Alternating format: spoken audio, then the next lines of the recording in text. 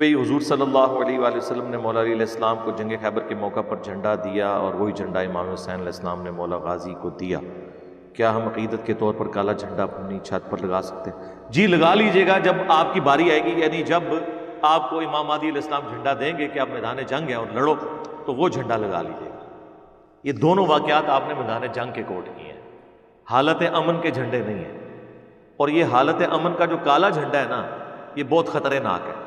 आपको पता है कि शिया का पहले झंडा सुर्ख होता था और जब तक उनका झंडा सुर्ख रहा है वो इनकलाबी भी रहे। जब से ये काला झंडा हुआ है ना, बस वो रोने धोने तक ही रह गया।